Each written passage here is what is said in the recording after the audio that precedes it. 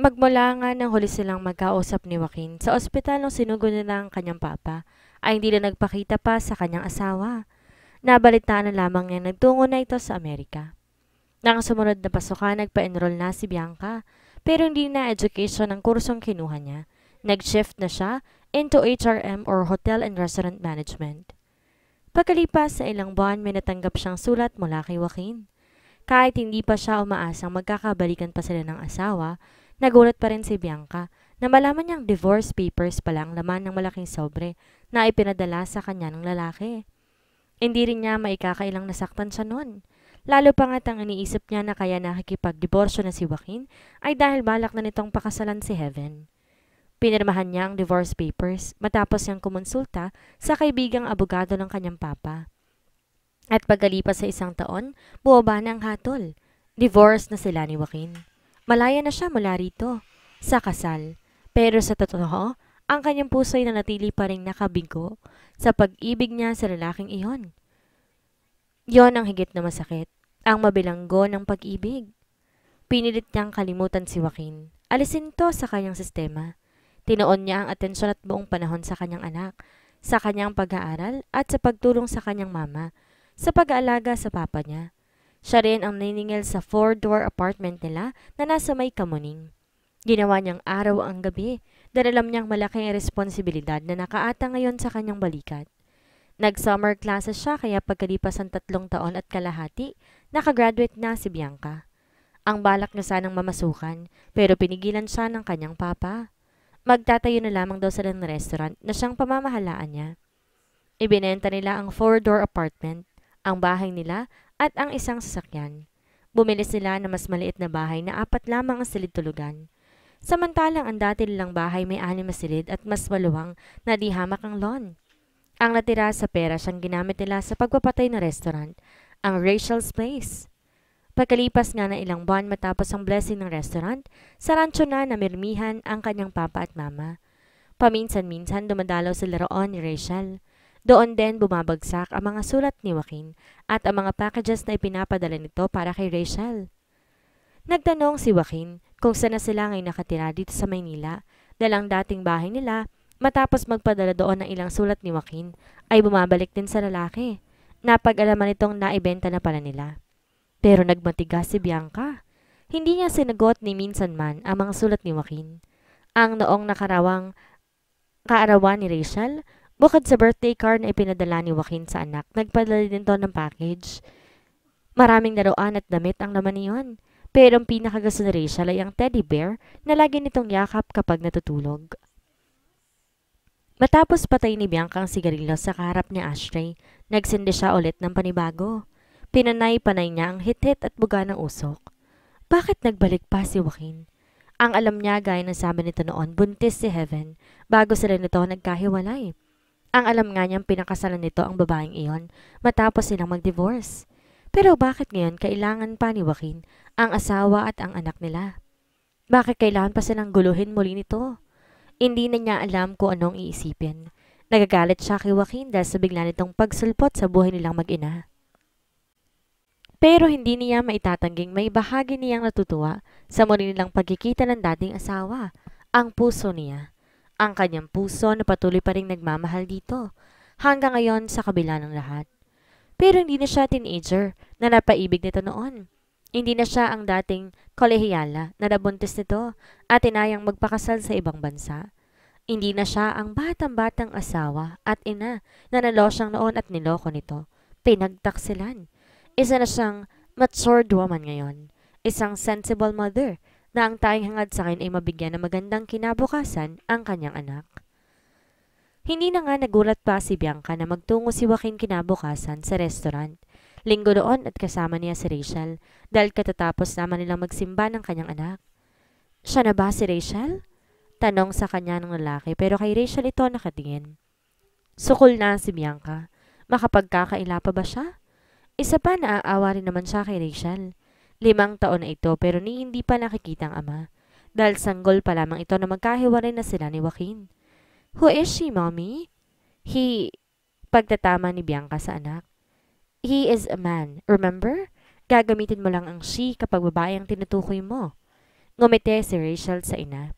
Opo, Mommy. Siya, siya ang daddy mo, Rachel? Ha? Napatingin ng batang babae kay Joaquin. Tila pinag-aaralan ng gusto ang muka na lalaking nasa harapan nito na ipinakilala ng inang ama niya. Don't I deserve a hug? And a kiss maybe? Nakangiting sabi ni Joaquin bago ibinuka ang dalawang braso upang salubungin ng yakap ang anak. Daddy! Patakbong lumapit si Rachel sa ama at yumakap dito. Mahigpit na yakap. Inalikan din ng batang babae ang kanyang daddy. Hindi lang isang alik kundi maraming halik.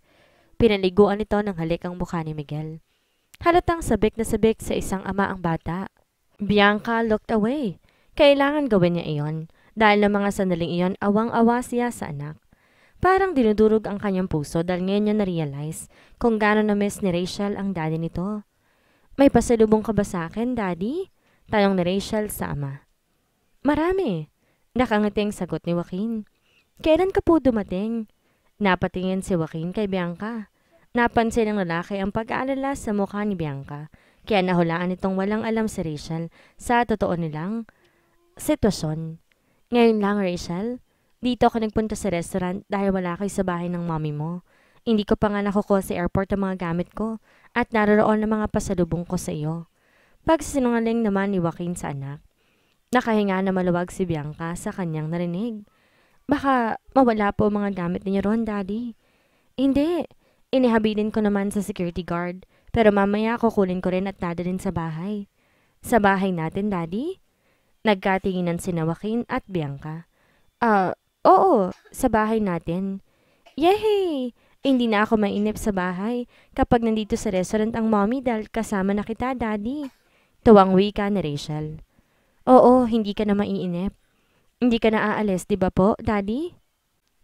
Hindi mo na kami ulit iiwan ni Mommy? Hindi ka na magtatrabaho sa malayo? Hindi na, Rachel. Lagi niyo na ako makakasama mula ngayon. Lalabas muna ako, Daddy. Magpapaluto ako ng merienda kay Manong Peter para sa atin ng Mommy. Mag-usap muna po kayo. Ani Rachel. Bago pa ito napigilan ni Bianca, mabilis nang nakalabas ng private office niya ang anak.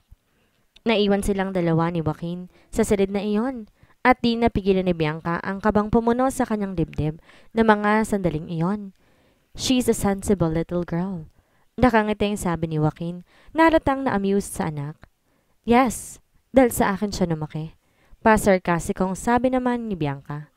Nawala ang ngiti sa mga labi ni Joaquin at matamang tumitig sa kanya. You're still mad at me. Hindi tanong yon kundi isang kumpirmasyon sa katotohanan. What are you expecting? Matuwa ako at i-welcome ka sa pagdating mo? I'm sorry pero hindi ako plastic. Nakaarko ang dalawang kilay na mungkahin ni Bianca sa lalaki. But you're a hypocrite. Kung itatanggi mo sa akin, nangangamba ka rin sa pagbabalik ko dahil baka mabisto kita. Ani Joaquin. Mabistong ano? Maang natanong ni Bianca sa dating asawa. Namahal mo pa rin ako after all those years na nagkahiwalay tayo. May pilyong ngiti ang naglalaro sa mga labi ni Joaquin na mga sandaling iyon. Hindi naman mapigilang mag-blush ni Bianca sa sinabi ng lalaki. Nagpakita siya ng galit dito para hindi mapahiya. Hindi ko naman alam na napakakapal para ng mukha ng weather sa States. Pero bakit di mo subukan sa ibang attitude mong yan? Baka sakaling makalusot ka at magkaroon ka ng instant family na kailangan mo para matupad mo ang nasa last will ng daddy mo. Pixie ni Bianca. Nagbago ka na. Para ka na ngayong isang mabangis na tigre na nakahandang manakmal kapag na-provoke. You need to be tamed. And you need me to do that. Umarko naman ang kilay ni Bianca sa rinig. Salamat sa'yo. Pero FYI, hindi ko na kailangan magpakatanga ulit para matuto pa sa buhay. I have already learned enough. And I won't take the risk to bet my whole life again. Especially with you. Napatiimbagang si Joaquin sa narinig. So makikipagmatigasan ka sa akin. What's this all about? Nagbabaka sakali ka pa rin ibibigay ko sa'yo si Rachel? You must be kidding. Hindi mapapasay si Rachel kahit kailan. Aniya. Busy ka sa restaurant na to. May time ka pa ba para sa bata? Maayos ang anak ko kahit wala ka sa buhay niya. Ako ang ina niya kaya alam kong magiging maayos pa rin siya kahit mawala ka pa ulit. Listen, Bianca. Kailangan ko si Rachel para hindi mauwi sa wala ang mana ko. Pangumbense ni Joaquin kay Bianca. Hindi ba't buntis noon si Heaven? Bakit hindi yung anak mo sa kanyang kunin mo? Hindi siya totoong buntis. Niloko niya ako. Nagulat si Bianca sa nabatid, pero hindi siya nagpahalata kay Joaquin. Tingnan mo nga naman ang buhay, ano? Nakatagpo ka pala ng katapat mo sa katauhan ng Heaven na yon, katulad mong manloloko. Pasarkasikong wika niya sa lalaki. Naningkit ang mga mata ni Joaquin sa inis. Let's not talk about her, okay? Okay, sabi mo eh. Pero gusto kong malaman mo na amuse ako sa nalaman ko. Napabuntong hininga si Joaquin at saka marahang napailing. Ayoko na rin sanang kumuha ng babaeng papayag na magpakasal sa akin kapalit na malaking halaga dahil baka magkaroon lang ako ng problema sa bandang huli. Gusto kong imongkahi sa'yo na magpakasal ulit tayo. What? OMG, I can't believe it. Hindi pa ako nababaliw para magpakasal ulit sa'yo.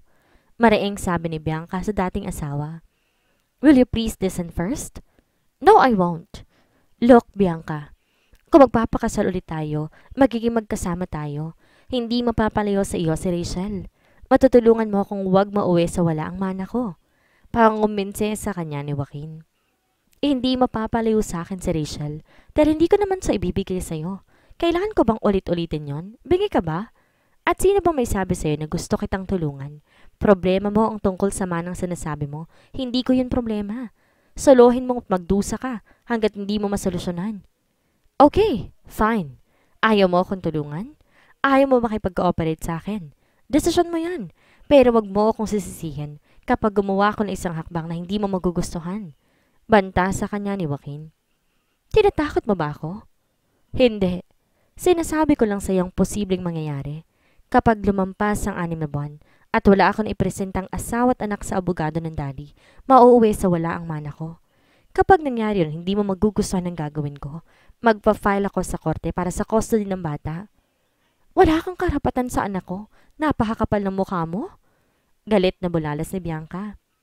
Korte ang makakapagsabi niyan kung sino sa ating dalawa ang mayroong higit na mas may karapatan kay Rachel. Kampanteng wika naman ni Joaquin. Hindi ka magtatagumpay. Ako ang papanigan ng korte dahil nagkaroon ka ng ibang relasyon noon kahit nagsasama pa tayo. Unfit father ka at mapapatunayan ko yun sa korte. Granted! Pero kaya mo bang makita si Rachel na nalilito kung sino sa atin ang pipiliin niya? Magkakaroon ng trauma ang bata, Bianca? Saglit na natigilan si Bianca sa kanyang narinig. Hindi yan mararanasan ng anak ko. I mean, ng bata ang gano'n kung hindi ka magpa-file sa korte ng...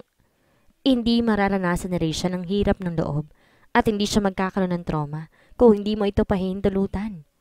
Binablackmail mo ko, piksi ni Bianca. Naghihimagsik ang kalooban niya ng mga oras na iyon. Kung nakamamatay nga lang ang irap, kanina pa sigurong bumalagta sa harapan niya si Joaquin. Call it what you want, pero pag-isipan mong mabuti ang sinabi ko. Natigilan si Bianca. Ganyan ka ba talaga ka-desperado? Nagkakaganyan ka lang dahil sa mana mo? Hindi lang, Bianca. We're talking of hundreds of millions. Wala akong pakailam kung gaano pa yun kalaki. Asik niya sa lalaki. Isa lang ang napatunayan ko ngayon. Mas mahalaga pala sa iyong pera kaysa sa sarili mong anak. No comment. Nasa iyo ang desisyon. You're the only one going to choose. Makikipag-cooperate ka sa akin o usapin sa korte. Damn you! Nagkibit ng balikat si Joaquin. It's either a trauma for one and a pity for two or a glory for three. Bye, Bianca. Pag-isipan mong mabuti ang magiging desisyon mo. Matagal na natigilan si Bianca. Pagkalabas ni Joaquin sa silid na iyon ng kanyang private office. Nang mahimasmasa na hagilap niya ang kanyang sigarilyo at lighter. Nagsindi siya. Gusto niyang magalit kay Joaquin, pero masigit siyang nagagalit sa kanyang sarili dahil hanggang ngayon nananaig pa rin ang pamilyar na tibok ng kanyang puso. Naroon pa rin ang pag-ibig niya para sa lalaking yon. God, the man doesn't deserve to be loved. Saglit na natigilan si Bianca nang maalala niya si Rachel. Mabilis niyang pinatay ang sigarilyo sa ashtray at halos patakbong tinungo ang pintuan. Lumabas siya mula sa private office niya at tinagilap ang anak. Nagulat pa siya na makitang masayang kumakain si Rachel, kasalo si Joaquin. Nakapwesto mag-ama sa mesang malapit sa may counter. May lungkot at kirot sa pusong naramdaman si Bianca habang pinagmamasan ang mag-ama niya. Lungkot ba iyon? Dahil hindi siya kasalo ng mga ito sa pagkakatuwaan ng dalawa habang magkasabay na kumakain? O lungkot dahil nagsiselos siya sa ipinapakitang pagkagilo ni Rachel kay Joaquin? Pagtalikod ni Bianca para bumalik na sa kanyang private office, saka naman siya natanaw ni Joaquin. May pilyong ngiti ang gumuhit sa mga labi ng lalaki na mga sandaling iyon, bagay na hindi na nakita pa ni Bianca. 6:00 na pasado ng gabi na umuwi sa bahay ang mag-inang Bianca at Rachel. Nagulat pa si Bianca na mapansing may ibang kotse sa loob ng garahe. Kasya naman ang 2 kotse sa garahe dahil maluwang naman iyon para sa isa. Pero kaninong kotse kaya ang naroon? Napuno ng hinala ang dibdib ni Bianca na mga sandaling iyon. Nagmadali siyang maipasok sa garahe ang kotse at mabilis na pumasok ng bahay habang hawak niya ang anak. Daddy! Sinugod ng yakap ni Rachel ang ama na nooy kampanteng nakaupo sa sofa at nanonood sa telebisyon. Anong ginagawa mo rito? Galit niyang tanong sa lalaki. Pero nang tumingin sa kanya si Rachel, agad na pinalambot ni Bianca ang mukha. Kinuha ko na ang mga gamit ko sa airport at dinala ko na rito. Sabi ni Joaquin na palihim pang kumindat kay Bianca. Napatiimbagang si Bianca. Nasaan ang mga pasalubong ko, Daddy? Ungot ni Rachel sa ama. May itinurong isang maleta si Joaquin sa anak. Yang maleta na yan? Pasalubong ko sa iyo ang laman yan. Anito? Lahat ng laman, Daddy? Nakangiting tumango si Joaquin sa batang babae. Wow! Come on, open it! Tumaliman naman si Rachel sa ama. Napangiti ng maluwag ang bata nang tumambad sa mga ito ang maraming laruan katulad ng Barbie dolls, stuffed toys, Lego at isang malaking walking doll. Meron ding isang libro tungkol sa mga fairy tales at ilang pares na blusa at leggings sa pambata. Ang gaganda, Daddy! Tuwang bulalas ni Rachel. Pagkaraay may naalalang bigla. Wala kang pasalubong para kay Mommy? Meron, syempre. Mabilis ang sagot ni Joaquin sa anak bago iniabot kay Bianca ang isang maliit na maleta. Sa umpisa, nag-atubili si Bianca na tanggapin ang binibigay ng dating asawa.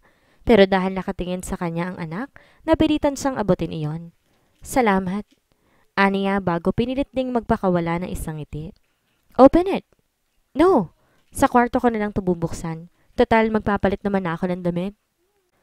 Nagmamadali na siya sa pagpanhik sa hagdan. Ang daya ni Mommy. Ayaw niya ipakita yung mga pasalubong mo sa kanya, Daddy. Natawa na lang si Joaquin sa tinura ng anak.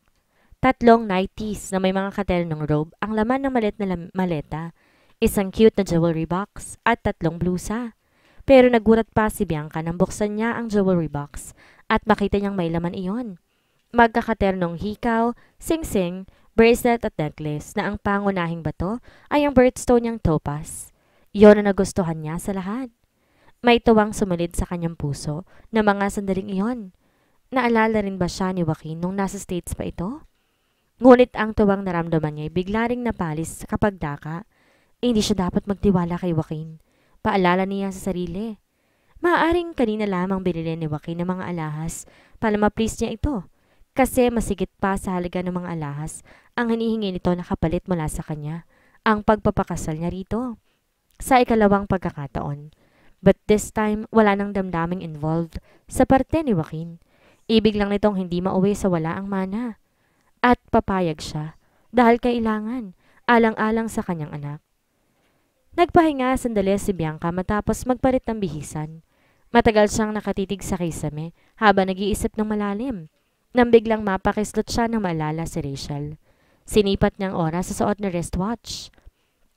8:45. Nagsuklay siya ng buhok at mabilis pumanaog sa salas. Nadatnan niyang naglalaro si Rachel doon. Rachel, oras na para matulog. It's getting late now. Baka tanghaliin ka ng gising bukas at malate ka pa sa school.